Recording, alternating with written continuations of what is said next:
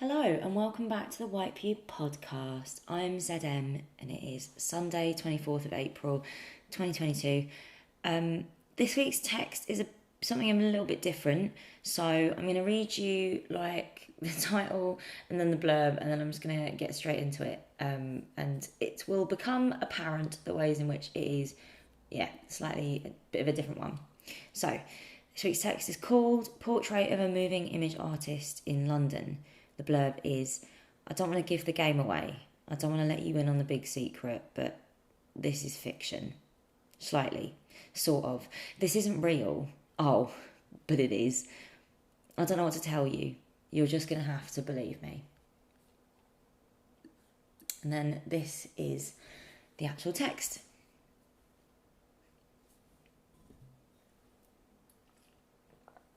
I've been in Scotland. She flipped her phone around to show me a picture. A view from a window, blue sky and trees, grass that glistened in the bright white sun, and the sea, rolling flat and wide on the horizon behind it all. I squinted at the screen, shielding my eyes from the sun overhead. It was midday or just gone, so the light was stark and direct as it filtered through the glass ceiling above us. Honestly, I was just glad to see her. It had been a while, and I knew she was busier than me. I always find that so intimidating, and it makes me feel ashamed of how available I am in turn. This day out was a bit of a ruse, though. I'd summoned her from the speed track circuit of her busy life, all under the false pretense of needing her help on a gardening project. Now we were actually here in the garden centre. She sat in the cafe with cups of tea and a copy of the Gardener's World Almanac. I felt guilty and nervous. My garden didn't even have real grass. All I wanted to do was confess. This was a setup, a sting operation. I'm so sorry, this is half friendly, half work. That ambiguous split. It is both too much and not enough. I didn't know how to say, I need something from you, and I anticipated her disappointment.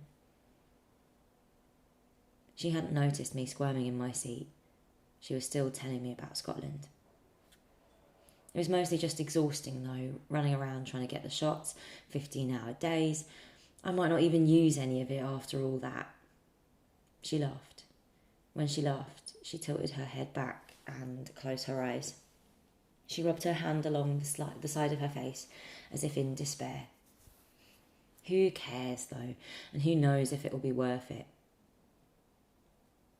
She makes films, mostly. I think she's made other things in the past, but her films are what I know best. At times, they are deeply personal, these intimate windows into the tight pocket of her relationships, the way lives overlap and sprawl across the boundaries between people. At times, they are so curious and external, she becomes a disembodied observer. She disappears into the camera, into the process and story she is trying to tell us. They are never reliable. The line is blurry between fiction, drama, anecdote, and real life. I don't know if she does it on purpose, but I can never tell if she's being sincere. I get the feeling that most of the time she's only messing.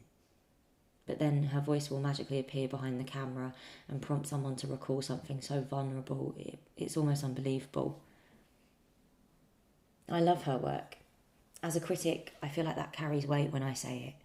But I mean it in an easy way too. I love her work like a fan. I'm always excited when I see a new film, when I see her name on a press release or in my inbox. The first time we met, it was in this blurry fan-friend mode. I approached her after a screening, introduced myself, and she smiled, nodded. She said she knew my work, loved the review I wrote of that show last month. I blushed my way through the conversation, stumbling over words as they fell out of my mouth. She was so cool and confident, at ease with herself in a way that made me relax into the interaction. It made me admire her even more.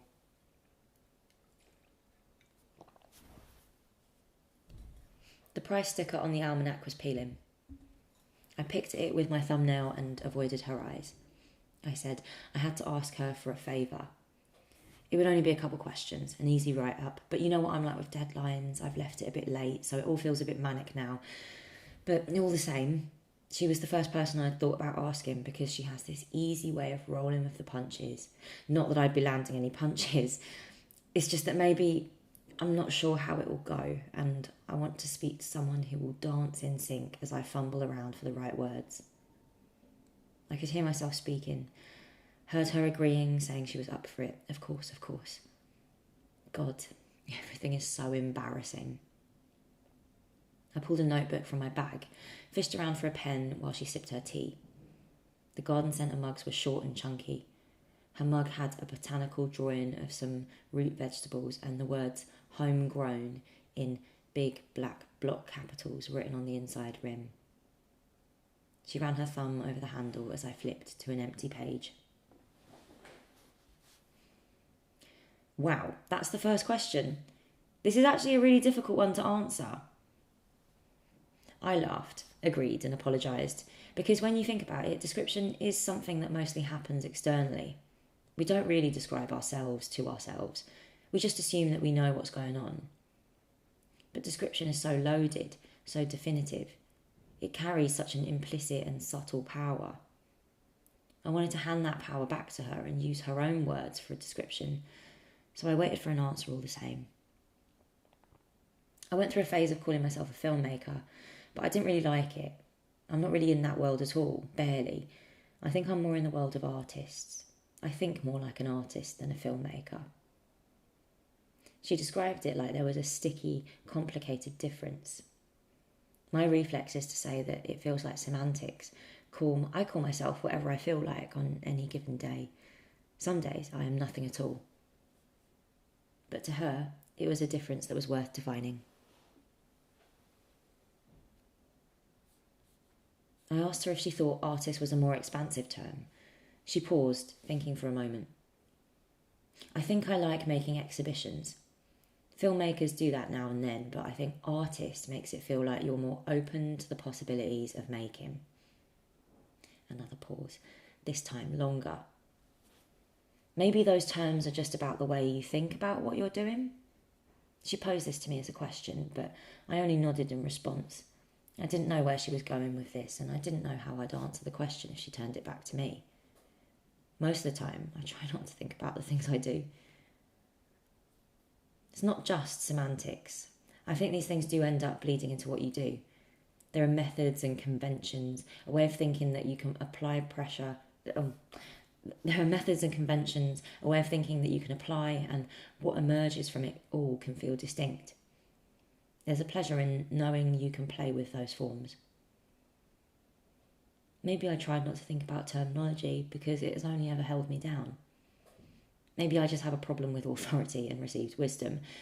Maybe I just like being difficult and pretending I don't see the boundary I am secretly hoping to cross. Whichever way I thought about it, she was right. Each discipline has a set of expectations that hold you safe and close or give you something to fight against. I think I'm more in the world of artists because I think like a weirdo. She laughed. All artists are weirdos. You know this, you know what I mean. Like, come on, have you met them? She held the almanac as we walked back to the entrance. I pulled a trolley out from the stack and wrapped my arms over the handle, leaning low across it as we wound our way through the aisles. Oh no, hold on. Is that right? Oh God, I've lost my place. Sorry. She held the almanac as we walked back to the entrance. I pulled a trolley out from the stack and wrapped my arms over the handle, leaning low across it as we wound our way through the aisles. She flipped through the pages of the almanac, skimming and pointing out sensible flower choices as we went. I'm from a small town in Yorkshire. It wasn't a city, wasn't rural. It was just a standard shit British town that was once something and now isn't anymore. I asked her if she liked the town, if she was proud of it. No, definitely not. I don't think it's about that though. I interact with it differently because I live in London now. It's at a distance or it's past tense. I haven't lived there since I was 18, but I do always want to be specific when I say where I'm from. I'm not from any of the bigger cities nearby. I'm not from the countryside. People might not know where the town is, but that's not the point.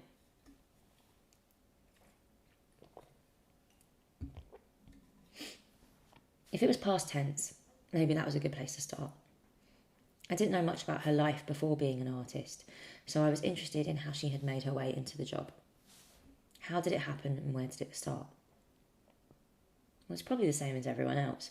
I got to sixth form college and there was a really good art teacher. It's the usual thing, right?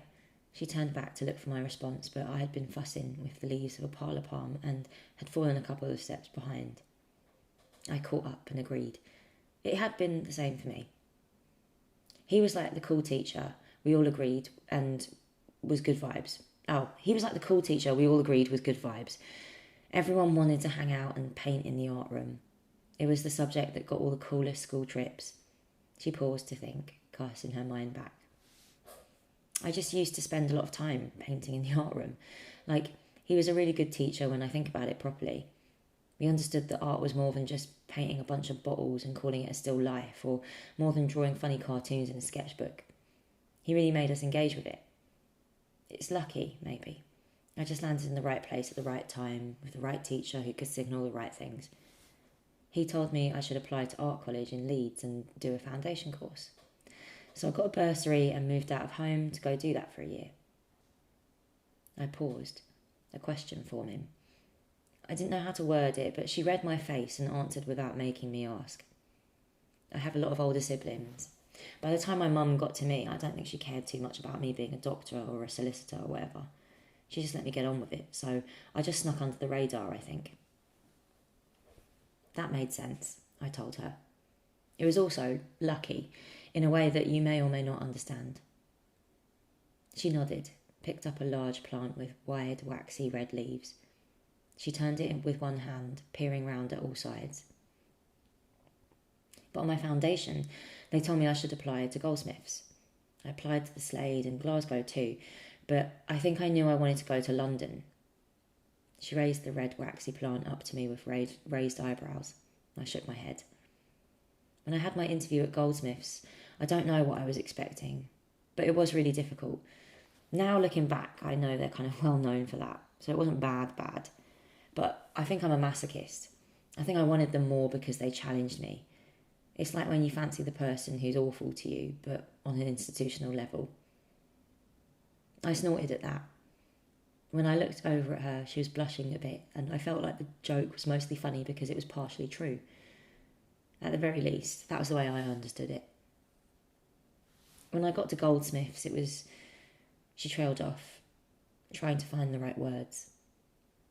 I just didn't like it, really. I hated the first 2 years, and I thought about leaving all the time. I don't really know why I didn't leave. Maybe I was just being stubborn. Maybe I knew it'd get better, but it did. I started to like it in my 3rd year. I asked her what changed, and she pursed her lips, tilted her head to the side. I'm not sure. I think something just clicked. All of a sudden, I got it. Like a switch flipped, and I just knew, this is what this is. This is how I talk about it. I was making the kind of work everyone makes at art school, you know? She waved her hand in a circle as she described it to me, like this was parody or cliche. These films with shots of my mum's house about class and being Asian, just being fascinated by the quality of that, and like grottiness, terrible stuff. I told her it didn't sound terrible, but she shook her head and assured me that it sort of was. But it was a useful kind of badness, the kind of badness that was instructive, that gave her a surface to scramble and flex against. But once it clicked, it was like everything made sense and I started to have a really good time with it. It was like I realised I could have fun or give myself permission to do stuff. Oh, she came to a halt next to some orchids, 20-something of them all bundled onto a table in their plastic wrapping. Do you know what it was? I realised I didn't care anymore. I nodded because I remember when the switch flipped for me too. It was like the lights all came on and I could finally see the dark room I'd been stumbling about in, the shape of all the things I'd been bashing into without realising.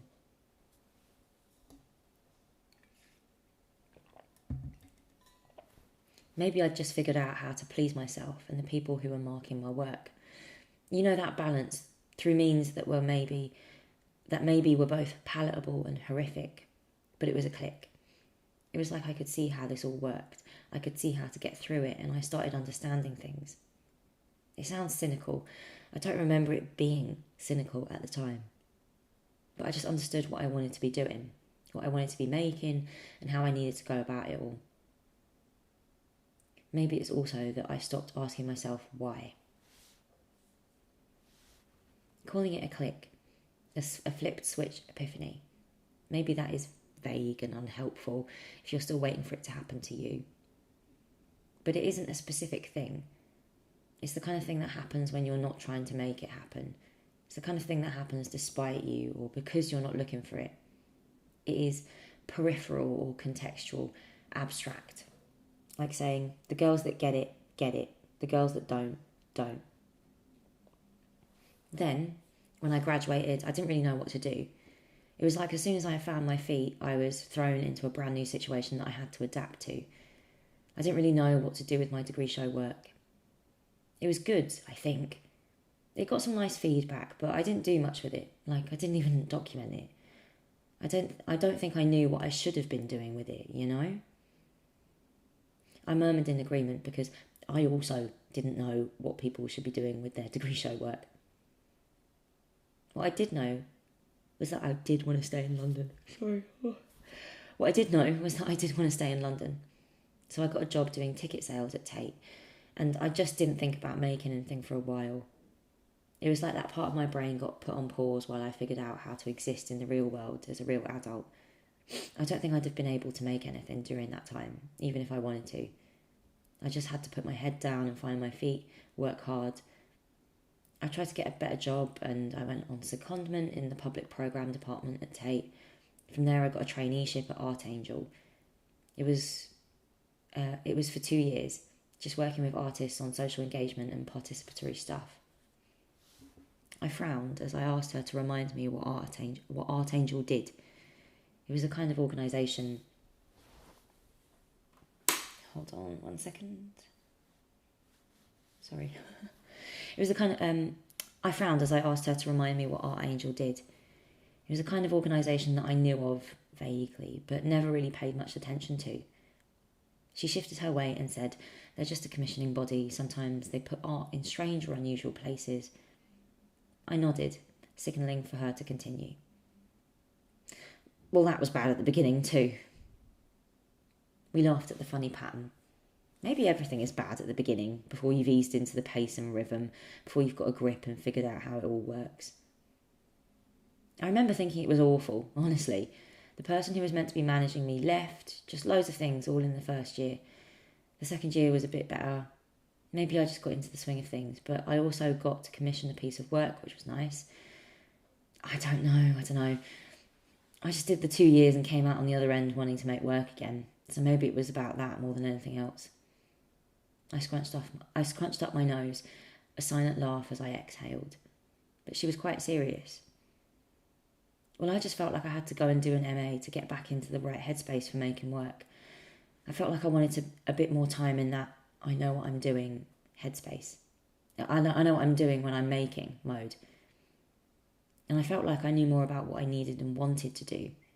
I think it was the right time to kickstart my practice and come back to making. A friend of mine ran a DIY project space, so I linked up with them to do some performances. I had some other friends who worked at a music venue, kind of gig space in Dalston. I did some screenings there. A friend of mine from the ticketing team at Tate ran a performance night at a pub they worked at, so I did something there too. I asked her how it felt to be making work again after so long. Wouldn't it have felt strange? Like stretching out muscles you've not used in ages. Wouldn't that feel sore or stiff? I think I probably did overthink it, but I kind of had to get it done. Like it was all just whatever bits were available and possible to work on between full-time work. It all ended up being just enough to pull together in a portfolio, so it served a purpose. I didn't have to ask this question. I know she went back to Goldsmiths to do her MA. I also knew that she taught there now. It must be interesting to have such a prolonged relationship with an art school like that, to always return at these different and formative points in your life. I don't know if that necessarily means you love, like, or even approve of the institution. I just think the world works in this way. London as a city works in this way. Some stuff happens on the edges, but for the most part, the bulk of an industry exists within these hefty institutions. If we want to make any money or achieve any kind of stability, we have to enter into them in some form. I mean, it's a kind of it's a kind of open joke. Not the funny ha-ha kind of joke, it's a horrible joke, to be honest. But it's funny how people end up teaching at the art school they studied at. At Goldsmiths, it must be like 60 or 70% of the department. I don't know what that's about. Maybe there's something about approval and authority. Maybe it's the family structure, nepotism and sociability and all of that. It's just funny because it's so self-congratulatory for the people employing you. Like, we created you and we did such a good job that you're qualified to work here and create other people for us. I wanted to ask her if that was insular, if that closed loop system rubbed off on the kind of teaching that happened in these art schools. I wanted to ask her if she thought it made all the London schools feel like they had distinct flavours, characteristics and philosophies. Because I guess schools of thought are made somehow, in some way. Maybe it's just as simple as that. Nepotism. I wanted to ask her all of that. She was rummaging through boxes of tulip bulbs, her head disappearing into the depths of the shelf they were all stacked up on. The longer I thought about it, the more it felt like a question I could answer myself. Like a question that I didn't really want to speak aloud and claim as a thought that belonged to me. It felt like conspiracy theory and galaxy brain moment in a strange and frivolous way, the kind of question I wanted to hold on to for a little bit longer. Instead, I asked her how teaching was going. She popped back out from the tulip stack and rolled her eyes. Well, you know about the strikes, so as well as it could be going, I guess. I nodded as she thought about how to say this next bit. I told her it was an open question. I didn't really know how the strikes were going. She sighed. As well as teaching, I'm also a union rep. So I teach 0.6 hours a week, just shy of 2.5 days. The union work pays for an extra 0.1 on top of that. But it's often more. It wouldn't usually be as much as it is, but we're in dispute at the moment. I don't mind it so much because it's good and meaningful. I asked her a vague question about what made the work so good and meaningful. It was clumsy, and I thought it sounded a bit sarcastic, but she nodded. I'm just learning loads from a small group of union officers who are brilliant and fierce.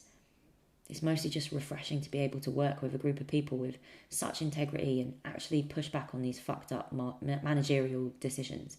So I don't really mind the hours. But it must be heavy, the responsibility of such high stakes. Like it's people's livelihoods at the end of the day, isn't it? Doesn't that psych you out? Doesn't that get to you? I guess. But it's also motivating. It's affirming work because it means something. Teaching's great, yeah, but sometimes you can also feel like... She sighed, shrugging her shoulders in exasperation. There are so many problems with art school. Like, how much time have you got? The list never ends. So you do end up asking yourself, what am I complicit in? The same with being an artist, right? Doing something solid like union work, it's basic and real, a lot more direct than all those sticky art world things. It has a purpose, and in that, it makes it all feel a bit simpler. I told her that it all made sense, but I knew I wasn't tough enough to hold my nerve in tense moments like that. The kinds of jobs that say able to work well under pressure or able to keep up in a fast-paced environment just aren't for me. I admired her calm confidence and the way it was being put to good use. Sorry, I got so many yawns. Bear with me. We shuffle through the open-air nursery in almost silence. Occasionally one of us would point to a pot of something flowering, something leafy. The other would murmur their approval, but we'd move on without stopping to place anything in the trolley. I wanted to ask her to say more about that sticky guilt of being complicit in weird, shady art world things. I didn't quite know how to word it, so I just asked her to tell me more about working at Art Angel. Looking back at it, it was just totally mental. She laughed. It was like the heart of the art world, a very blurry line between things. And like, you've got to understand the system you're in. It was good for that, but I went in totally naive. I just thought, yeah, I like Steve McQueen, this will be fine. But I was 22 and conversations in the office would just make me spin, hanging around celebrities. She turned to me as if expecting my agreement. I had to admit to her that I didn't really know much about that kind of art world. The rich or glamorous side where there's money and champagne and arms dealers. It was all a bit opaque to me from the outside. While I was sometimes curious, I got the feeling that I should be glad that I didn't have to deal with it.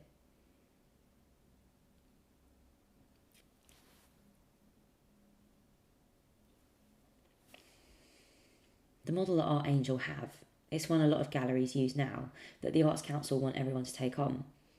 I think they kind of pioneered that whole public-private partnership model. It's all the same patrons, the same people and whatever. But at Art Angel, maybe because they were quite a small team, it felt a bit more intimate. I just didn't clock it while I was there. I thought I was politicised, but I didn't really have the frame of reference, and I didn't realise it was something I could take a stance on. Like, the Zabluda Witches would send Christmas cards with pictures of them all on the front, like they were the Kardashians or something, and I just didn't. She registered my face, my eyes wide and my mouth hanging open in shock. Yeah, exactly. Don't even. It wasn't enough to leave. I just rode out the rest of the traineeship and went to do the MA. I was still taken aback by the idea of getting an office Christmas card from an arms dealer, still laughing at how the art world is a shit sitcom. But I asked about how it felt to look back and clock all this mad shit after the fact. At the time, there was more criticism around hedge funds, the banks and big finance. It was around the time of the financial collapse, so the big controversies were around that and the bankers that created that.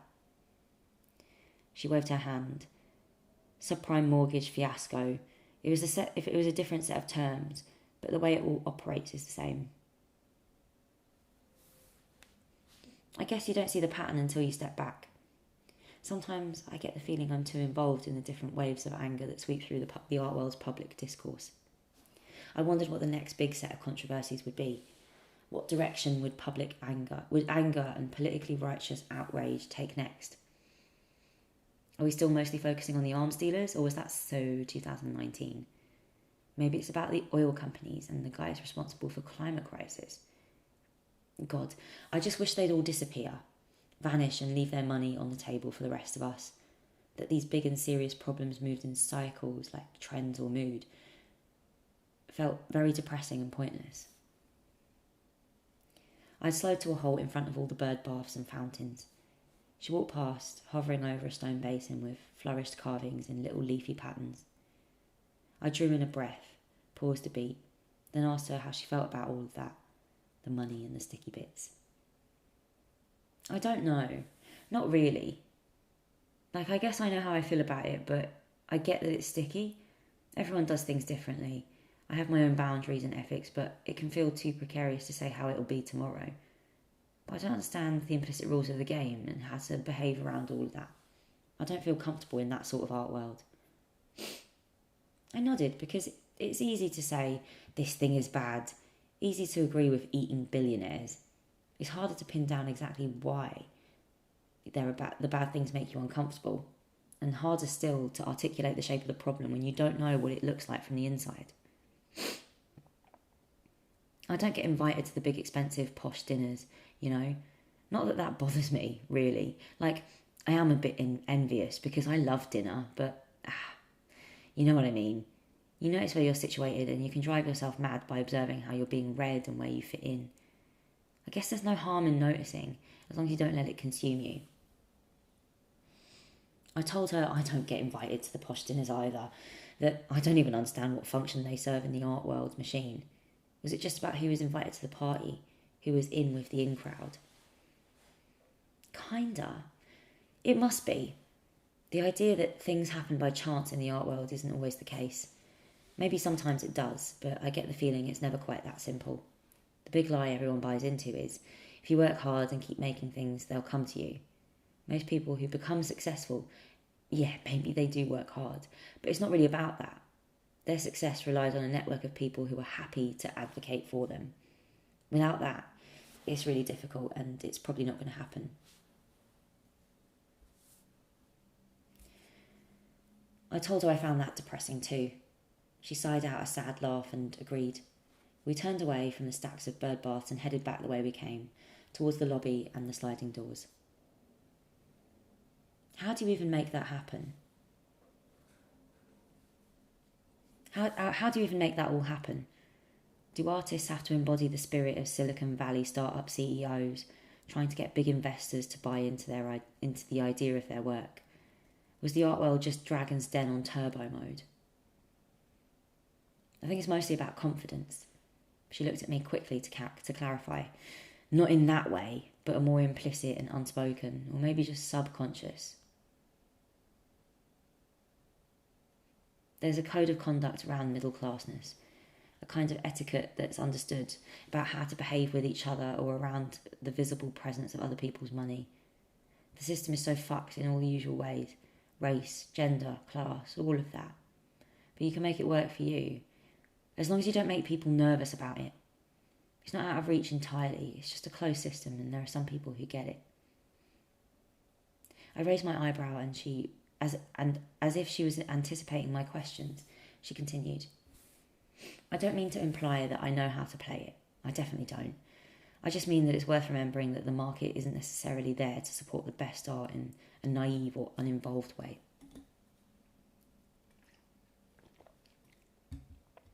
How do you play the system when you don't get it? Like a reflex. I wanted to know if it was possible to fall through spaces with good luck and good vibes. Is it possible to put in the cheat codes by just key smashing and seeing what happens? And is it possible to make work without that system? You can make other ways work for you, or at least I'd like to hope so. You can opt out and create other networks that gradually just have to be noticed and engaged with. There are other centres of gravity, I guess. She stopped at a revolving stand and flipped through the seed packets at eye level. She picked out a couple and held them up to me for my approval. I took the tomato seeds from her hand. San Marzano, Gardener's Delight, Golden Boy. The packets of Golden Boy seeds had a flat, dewy tomatoes sprawled out across it from edge to edge. There was a pendulous water droplet sliding down its curved side, reflecting light across its yellow-orange airbrushed skin. I flipped it round to show her, and she laughed. So sensual, isn't it? We took the seeds up to the till, abandoning the empty trolley. I asked her how it worked for her. She was doing all right, showing in all these places and making all this stuff. She was recognisably an artist. She must be making it work for her, somehow. Well, I've not had great luck approaching galleries. Sometimes I apply for things like residencies or bits of funding. It can be hit and miss. I've got some Elephant Trust funding, but the last thing I applied to, a residency, I didn't get. So sometimes I feel like it's best to take a step back and see what comes your way. I admitted that I think being an artist is sometimes like a bit like dating, or more accurately, like flirting. It's not always smart to put all your cards on the table. Not always best to state your availability right off the bat. Sometimes you need to act aloof when you're actually just at home on a Friday night. I laughed as I said it, because I don't think it's entirely true. Maybe it says more about my romantic life than anything fundamental or universal about the art world. I think there's a bit of that though. Mostly it's about working with what you've got. Like, if I'm lucky, I'll get a commission or a decent sized project and it'll be enough money to develop something. If it's a residency or a medium sized budget, it'll be enough to start something I can apply for more money to finish. Maybe carry it over elsewhere and hold on to it. If it's small, then I can use it to develop something I've already got, or test something out and be a bit looser with it. That's all it is. just flipping it into something that's useful for you, or figuring out how to go about doing something you actually want to do. For me, it's about using little bits of money to give time to myself, to give myself time to sit and figure out what the work actually is. I knew it was a personal question, but I got the feeling she wasn't one to feel awkward in being transparent about money.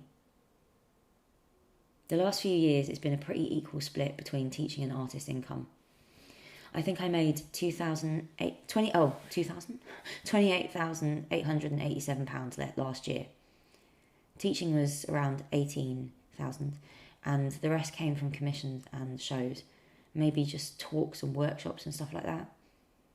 This year, the balance has gone up a bit. The balance is a bit all over the place because my teaching income has gone up and I'm working on a few commissions I've already been paid for. I reacted to that last bit, stepping back abruptly in surprise. I told her that was an absolutely insane way to experience earning money. I don't know why I was so surprised, because sometimes it's how I experience getting paid for projects. I think I just wanted to voice my distaste for it. I always find myself resenting the work if I'm paid for it up front, which is funny because you would think it'd be an ideal system. I don't know, don't ask me, I don't get it either. It's because... She broke off into a hushed tone, almost a whisper. You know, all those big prestigious touring shows, they only pay like £250, £300. The British Art Show was £250 to show existing work. Jarman was £300.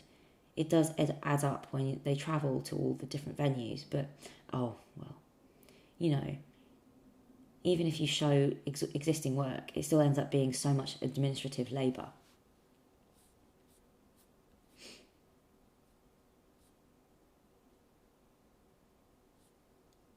I handed the tomato seeds to the woman at the counter. She scanned them through and pointed over at the card machine. As I pulled out my phone to pay, I turned back around to ask if there was any way to make income more stable. She nodded. You know Lux? I turned to nod. Lux is it? Sorry.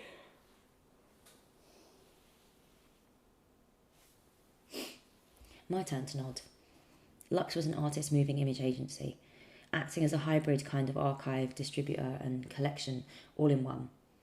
I wasn't really sure what they did in practice, but I think that vague grip gave them wriggle room in quite a useful way.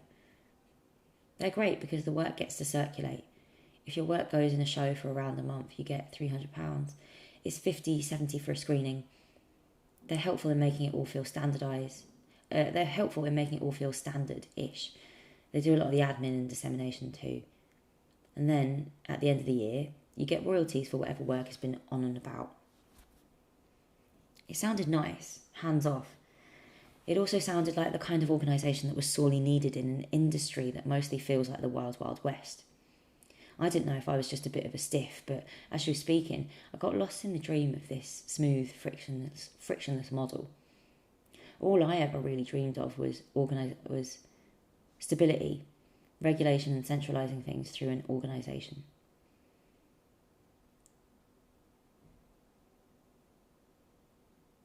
A regulation and centralising things through an organisation feels like the art world equivalent of big government. But when the alternative is this wild, wild west, big government starts to look pretty radical. I took the receipt and we trudged back out to the car park. I was parked nearby and I asked her if she wanted a lift back to the station. She shook her head and gestured at her bike, chained up to the rolly bay. We fell silent for a moment. I fiddled with the seed packets in my hand. Just as the silence became unbearable, I blurted out one final question. What does she dream of for the art world? If she had one wish, what would it be? Get rid of prizes, put in wages. She spoke so definitely, voiced like a protest placard or slogan. It made me chuckle because the union strategy meetings were rubbing off. This was a wish that had a solid sense of its own identity. Because dreams can only get you so far.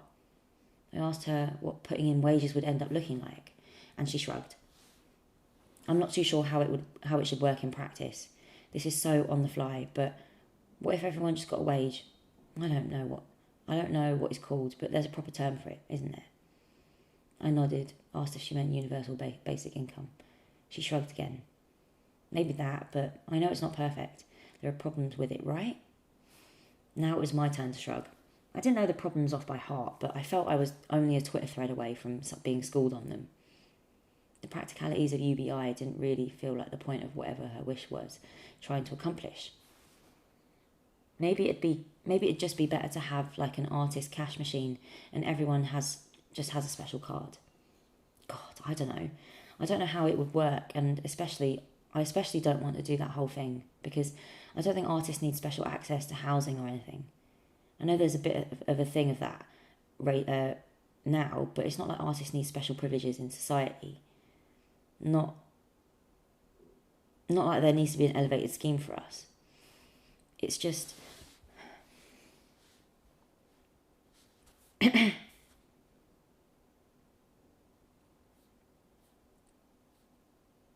Sorry, hold on, I've lost my place. I know there's a bit of a thing about that now, but it's not like artists need special privileges in society. Not like there needs to be some elevated scheme for us. It's just... She leaned in close and spoke in a hushed tone, like she was telling me a big parting secret. There's this thing. Rather than being given money to do your work, you're meant to get on and just do the work, out of passion or love of the craft or whatever. And then maybe they'll give you money as a little treat if you do a good job and they like you. I stepped back to think about it, and she was right. It felt like a silly and obviously flawed system. Sorry, that was my stomach rumbling. It's demoralising, and we don't need the same people getting the same prizes all the time. Like, at the moment, once you get on the prize carousel, it's cushy. The shows and money just circulate amongst the same people. So once you're in, you're in. But there's a real crisis. If all these universities are turning to more precarious labour, precarious contracts, if there's really the Uberification of learning, then artists won't be able to rely on teaching as stable second income. The same thing is happening in galleries, where artists work as art handlers or install technicians or invigilators. The wages are so low anyway. Add all that precariousness in and it just makes things so unworkable. It's no way to live. I don't know what the future will hold, what the possibilities will be for sustaining a career unless you're already rich. Not that that would be a new problem. Oh my God, I'm so sorry. She sighed, I sighed. We both stared at the ground between us. It's a small group of people anyway. It's just going to keep getting smaller, I guess. I drove off with the 3 packets of tomato seeds sitting on the dashboard in front of me. As I turned the corner onto the main road, they slid across to the other side, in front of the passenger seat. I had to lean all the way across to retrieve them when I stopped at the traffic lights, but they just slid back when I turned up. As I turned the corner onto the main road, they slid across to the other side, in front of the passenger seat. I had to lean all the way across to retrieve them when I stopped at the traffic lights, but they just slid back when I turned at the next roundabout. I left them to skim across the textured surface, making little hushed sounds like feet against the carpeted floor. When I got home, I fished an old ice cream tub out of the recycling bin, the cardboard pint-sized kind, like a tall container, not the see-through plastic ones that are shallow and wide. I ran back outside to fill it with soil from my neighbour's front garden. She had flowering tulips lining the wall between us. I stood at the kitchen sink and planted 2 seeds from each packet. I pressed my index finger into the soil 6 times in a neat ring. With precision and care, I picked the seeds out of the packets, intent on not dropping a single one. They stuck to the pads of my fingers and I had to roll them off with my thumb. I folded the soil back and sealed the seeds into their very own discreet pockets. The packet said I should see little green shoots in about 3 to 5 days. I was so impatient, with myself as I wrote our conversation into a slick feature, and with the seeds as they unfurled in the woody soil, invisible and mysterious. By the time the feature was out, 1 shoot had finally sprouted. I sent her a photo of the shoot, rather than a link to the article. And then there's the star eyes emoji, sprouting emoji, star eyes emoji, sprouting emoji. 4:23 p.m. All right, that's it. Thank you so much for bearing with me reading that. That's quite long, 44 minutes, Jesus Christ. But yeah, thank you for bearing with, and I will see you in 2 weeks, I guess, next time, for whatever I end up writing about next. Have a lovely day or evening or morning, whatever it is, wherever you are. Have a nice time, and bye.